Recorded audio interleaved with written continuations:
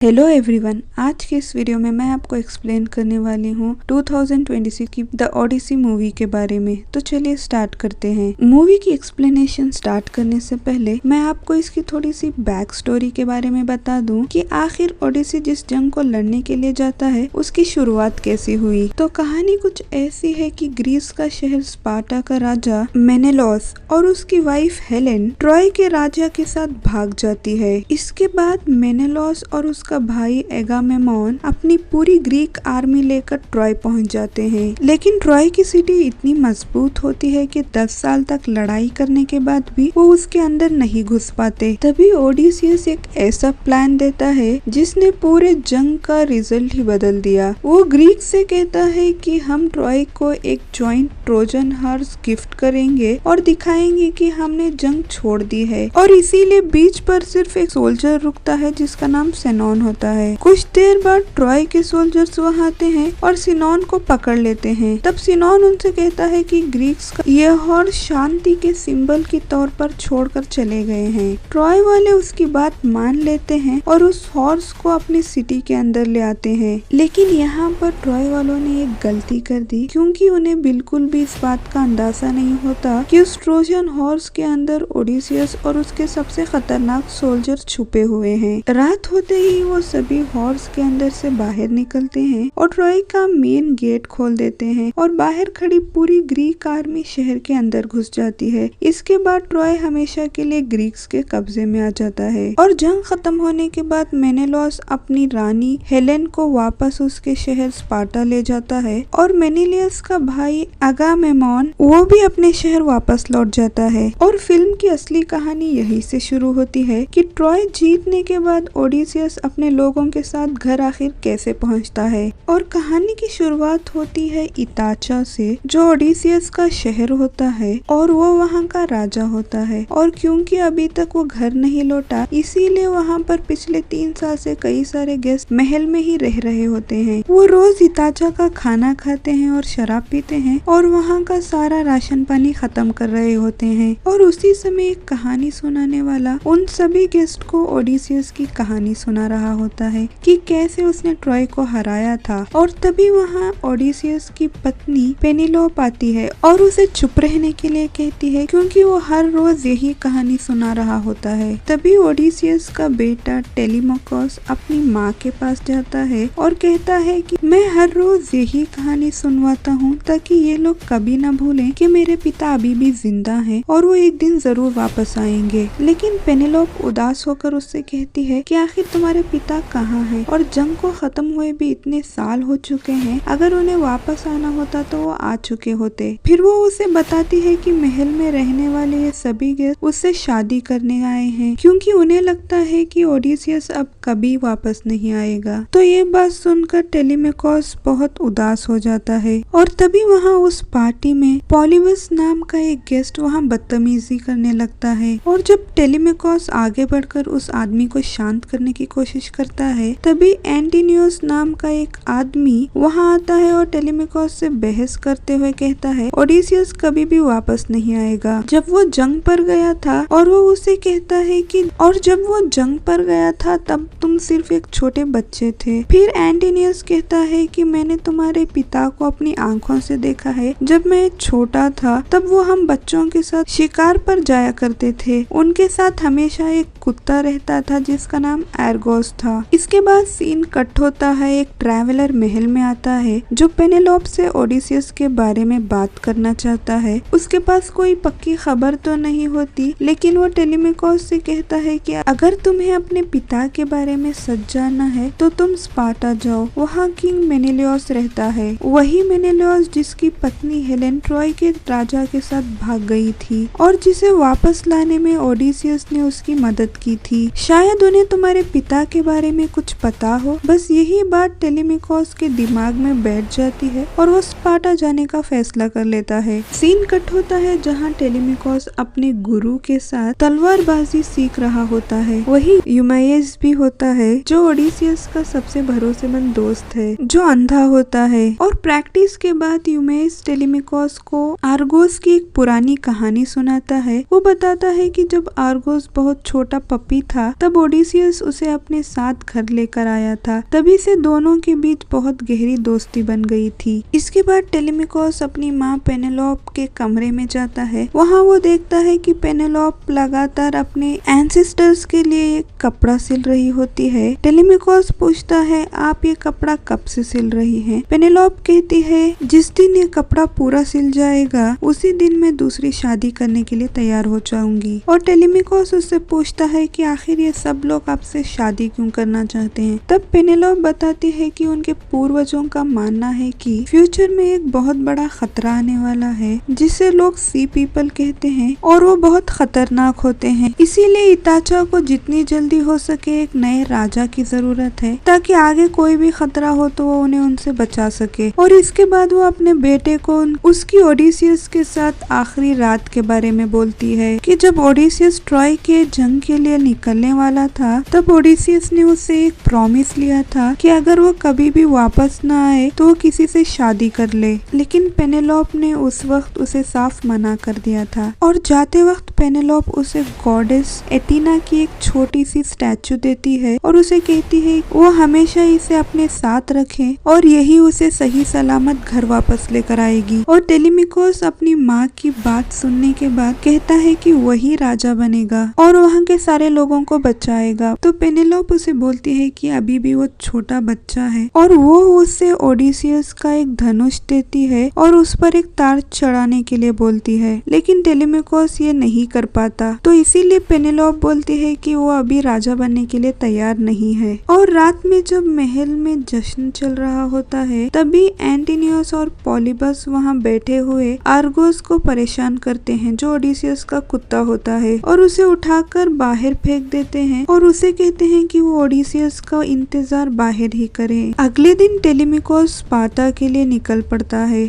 कहानी दूसरी जगह शिफ्ट होती है। पहली बार हमें ओडिसियस दिखाई देता है जो बिल्कुल अकेला एक सुनसान आइलैंड पर बैठा होता है। वहाँ एटिना जो असल में सिर्फ उसके दिमाग का एक इल्यूजन होती है आती है और ये वही एटिना होती है जिसका स्टैचू उसकी वाइफ ने उसे जंग पर जाने के वक्त दिया था और वो उसे उसके नाइटमेयर्स के बारे में पूछती है। तभी वहाँ कैलिप्सो आती है और हमें मालूम होता है कि ओडिसियस और कैलिप्सो पिछले 7 सालों से इस आइलैंड पर रह रहे होते हैं पर ओडिसियस को कुछ भी याद नहीं होता कि वो वहाँ पर कैसे पहुँचा। और जब रात को दोनों साथ में बैठकर खाना खा रहे होते हैं तो तब कैलिप्सो उसे पूछती है कि ट्रॉय की जंग के बाद क्या हुआ था और यहीं से कहानी फ्लैशबैक में चली जाती है। ओडिसियस बताता है कि जंग खत्म हो चुकी थी और वो उनके 3 बोट्स में बैठकर घर की तरफ निकल पड़े। अगले दिन पानी की तलाश में एक आइलैंड पर रुके। वहाँ के गाँव वाले उन्हें देखकर भाग चुके थे क्योंकि वो उन्हें सी पीपल समझ लेते हैं जो उस वक्त के मॉन्स्टर माने जाते थे। तो उन्होंने वहाँ के आइलैंड में से खाना लिया और आगे बढ़ गए। कुछ दिन बाद जब उनका खाना खत्म हो गया तो वो फिर से एक नए आइलैंड पर गए और वहाँ पर उन्होंने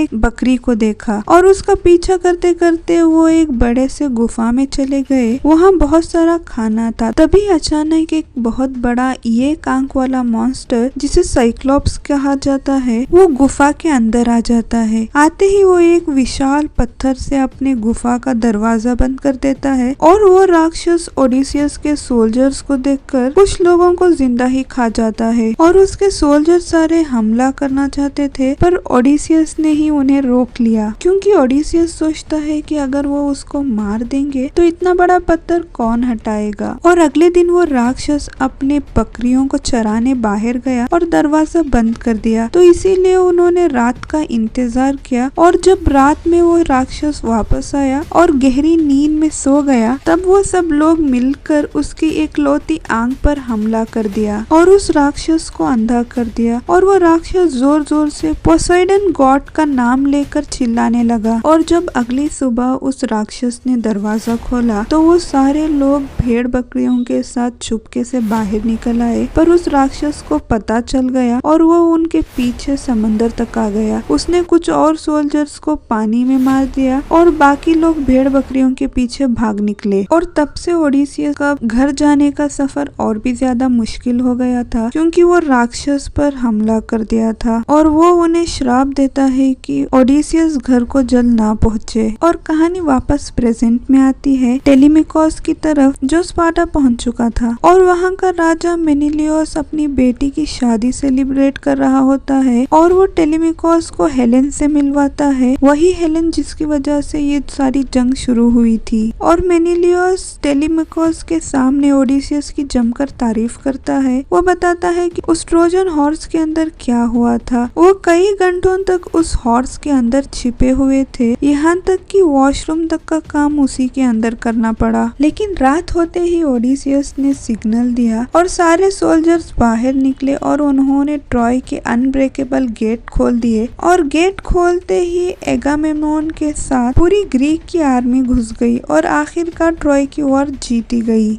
इधर ओडिसियस का फ्लैशबैक उस राक्षस से बचने के बाद कंटिन्यू होता है। कैलिप्सो से बोलता है कि उस राक्षस से बचने के बाद वो एक और आइलैंड पर पहुंचे और वहां पर उन्होंने एक बहुत बड़ा बच्चा देखा और अचानक उसके बहुत बड़े पेरेंट उन पर हमला कर देते हैं और उन्होंने उनकी 2 शिप तोड़ दी और कई लोग मार दिए। अब उनके पास सिर्फ एक ही शिप बची थी और वो उस आइलैंड से बचने के बाद आइलैंड की दूसरी तरफ गए और वहाँ यूरोलोकस और बचे हुए सोल्जर एक घर के पास गए जहाँ एक औरत ने उन्हें मीट खिलाया, पर वो औरत असल में एक विश थी जिसके जादू ने उन सभी सोल्जर्स को सुअर में बदल दिया। और जब ओडिसियस वहाँ पर पहुँचा तो विश ने उसे भी चाकू से हमला किया, पर वो वहाँ पिंजरे में बंदे एक कौवे की गर्दन पकड़ ली और वो कौवा असल में विच की बहन थी और उसे बचाने के लिए विश ने उसके सारे दोस्तों को वापस इंसान बना दिया। और जब ओडिसियस ने उस विच से घर जाने का रास्ता पूछा तो उसने बताया कि अगर वो घर जाना चाहता है तो उसे हेडिस जाना होगा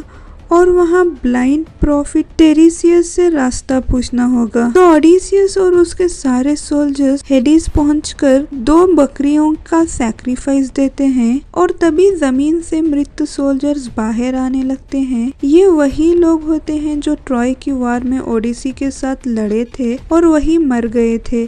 सबसे पहले सिनोन उनके सामने आता है और ये वही सिनोन है जो शुरुआत में ट्रोजन हॉर्स की रखवाली कर रहा था। सिनोन ओडिसी से पूछता है कि उन्होंने कभी उसे नहीं बताया कि वो सब उस ट्रोजन हॉर्स के अंदर छुपे हुए थे। तब ओडिसी कहता है कि वो चाहता था कि वो ये सब पूरी ईमानदारी से एक्टिंग करे ताकि ट्रॉय वालों को सच में लगे कि वो सब वापस चले गए हैं। इसके बाद कहानी फ्लैशबैक में चली जाती है। हम देखते हैं कि ट्रॉय की वॉर शुरू होने से पहले जब सोल्जर्स को सेलेक्ट करने की लॉटरी निकल रही थी, उसी लॉटरी में एंटिनियस का नाम आया होता है। लेकिन उस वक्त एंटिनियस छोटा और डरपोक होता है। वो अपना लॉटरी सेनॉन को दे देता है और उसे कहता है कि वो उसकी जगह चला जाए और सेनॉन इसके लिए मान जाता है और कहानी प्रेजेंट में आ जाती है और सेनॉन वही लॉटरी का टिकट ओडिसी को देता है एंटिनियस को देने के लिए। और वहाँ फिर ओडिसी को एगामेम्नोन मिला,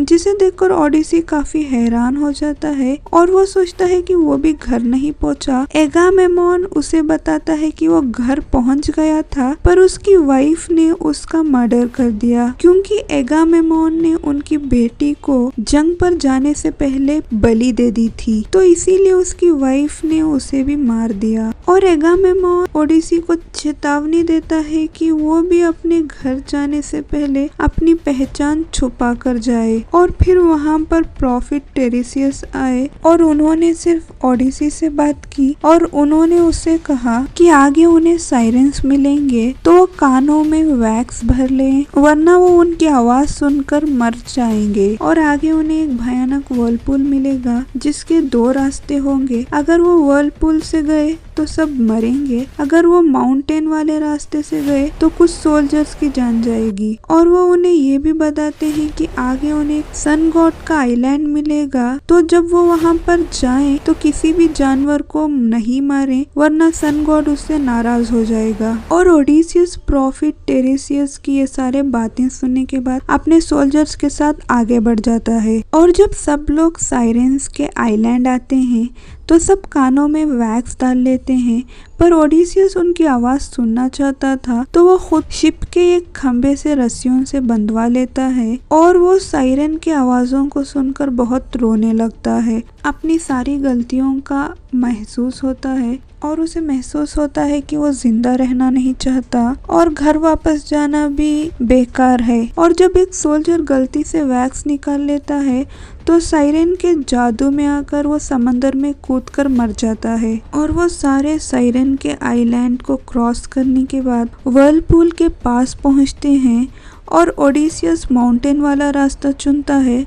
जैसे ही वो अंदर घुसता, एक विशाल स्टोन मॉन्स्टर उन पर हमला करता है और उनके 6 सोल्जर्स को जिंदा खा जाता है। और यूरेलिकोस गुस्से में ओडिसियस से लड़ता है और उसे कहता है कि उसे पहले से ही सब कुछ पता था, पर ओडिसियस उन्हें कहता है कि अगर वो व्हर्लपूल के रास्ते से जाते तो सब मर जाते, इसीलिए उसने माउंटेन का रास्ता चुना और कुछ सोल्जर्स का सैक्रिफाइस देना पड़ा। और व्हर्लपूल को क्रॉस करने के बाद आगे वो सन गॉड के आइलैंड पर पहुंचते हैं और वहाँ इतनी तेज हवा चलती है कि वो शिप वापस नहीं निकाल पाते, तो इसीलिए वो सन गॉड आइलैंड पर बहुत दिनों तक रुकते हैं। और वहाँ पर उनका राशन पानी खत्म होने के बाद वो कई दिनों तक भूखे रह जाते हैं, मगर वो वहाँ पर कोई भी जानवर मारकर नहीं खा सकते थे, वरना सन गॉड उन पर गुस्सा हो सकता था और वो उन्हें मार सकता था। लेकिन एक रात ओडिसियस देखता है कि यूरेलिकोस और बाकी सोल्जर्स ने अपना वादा तोड़ दिया और एक गाय को मारकर खा लिया, जिसकी वजह से ओडिसियस उन पर बहुत ज्यादा गुस्सा होता है। और जैसे ही हवाएं शांत होती हैं और उन सारे लोगों को महसूस होता है कि वो अपनी शिप को उतार सकते हैं और वहां से जा सकते हैं, तो तभी सन गॉड के गुस्से से एक भयानक तूफान आता है और शिप टूट जाती है और ओडिसियस के सारे दोस्तों की मौत हो जाती है और सिर्फ ओडिसियस बचता है, जो बेहोशी की हालत में कैलिप्सो के आइलैंड पर पहुंचा था। और प्रेजेंट में ओडिसियस को सब कुछ याद आ जाता है और वो कैलिप्सो से बोलता है कि वो घर वापस जाना चाहता है। कहानी फिर प्रेजेंट में आती है। कैलिप्सो बताती है कि वो 7 साल से वहाँ है और तब हमें मालूम होता है कि ओडिसियस 20 साल से अपने घर से दूर है। 10 साल उसने ट्रॉय की जंग को लड़ा और 3 साल उसके घर पहुंचने के रास्ते में निकले और वो 7 साल से इस आइलैंड पर है। और तभी उसकी मुलाकात कैलिप्सो से हुई और कैलिप्सो भी ओडिसी से प्यार करने लगती है, मगर जब ओडिसियस को सब कुछ याद आ गया है और वो अपने घर जाना चाहता है तो कैलिप्सो उसे जाने देती है। तो तभी ओडिसियस एक राफ्ट बनाता है और कैलिप्सो उसे कहती है कि पोसेइडन के सामने सरेंडर कर ले और उससे माफी मांग ले, तो वो वैसा ही करता है और वहां से निकल जाता है। और कई दिन तूफान से लड़ने के बाद वो बेहोश होकर अपने घर इताचा के किनारे गिरता है। और जब वहां एथीना ओडिसी को उठाती है और बोलती है कि वो अपने घर पहुंच चुका है, तो ओडिसी बहुत ज्यादा खुश होता है। ओडिसियस अपना चेहरा छुपाकर एक भिखारी का भेष बनाता है और अपने पुराने दोस्त यूमेनियस के पास जाता है।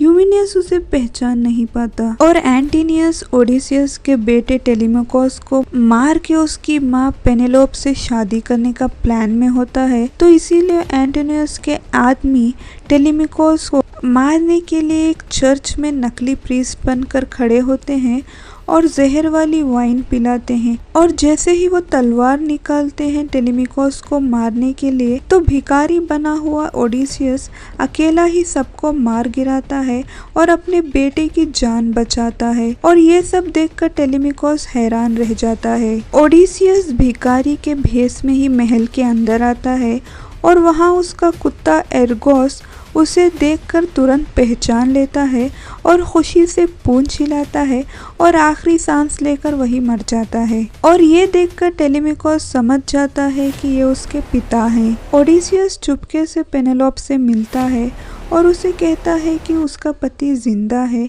पेनेलोप विश्वास करने के लिए सबूत मांगती है तो ओडिसियस उनके कपड़े और एटिना के स्टैचू के बारे में बिल्कुल सही बताता है। तो पेनेलोप को लगता है कि उसका पति ओडिसियस अभी भी जिंदा है और इसीलिए पेनेलोप महल में सभी गेस्ट के सामने ऐलान करती है कि जो भी ओडिसियस के धनुष पर धार चढ़ाएगा और 12 कुल्हाड़ियों के बीच से तीर निकालेगा वो उसी से शादी करेगी। तो सारे गेस्ट के वेपन्स बाहर रखवा दिए जाते हैं और दरवाजा को बंद कर दिया जाता है और एक एक करके सब ट्राई करते हैं पर कोई धनुष के ऊपर तार नहीं चढ़ा पाता और एंटिनियस डर के मारे ट्राई ही नहीं करता। तो तब भिखारी बना हुआ ओडिसियस आगे आता है और सब लोग जोर जोर से हंसने लगते हैं, लेकिन अगले ही पल ओडिसियस आराम से उस भारी धनुष में तार चढ़ा देता है और एक ही तीर से 12 कुल्हाड़ियों के बीच से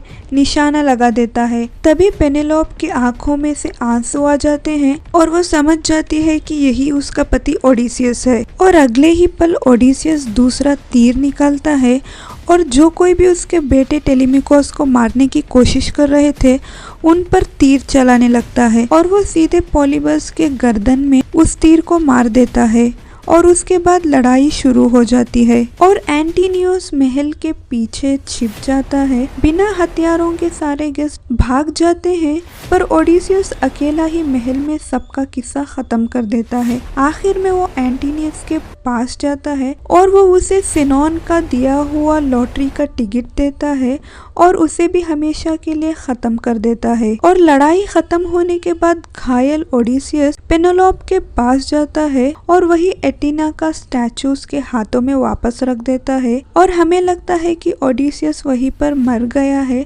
लेकिन नहीं। अगले दिन हम देखते हैं कि ओडिसियस की जान बच चुकी होती है और फिर ओडिसियस, पेनेलोप और टेलेमिकोस तीनों एक साथ चर्च जाते हैं जहां ओडिसियस अपनी पूरी जिंदगी में किए गए सारे पापों और गलतियों की माफी मांगता है। और दोस्तों इसी के साथ ये बेहतरीन फिल्म यहीं पर खत्म होती है। और अगर आपको ये फिल्म की एक्सप्लेनेशन अच्छी लगी है तो चैनल को सब्सक्राइब करें और लाइक करें। Thanks for watching. Good bye.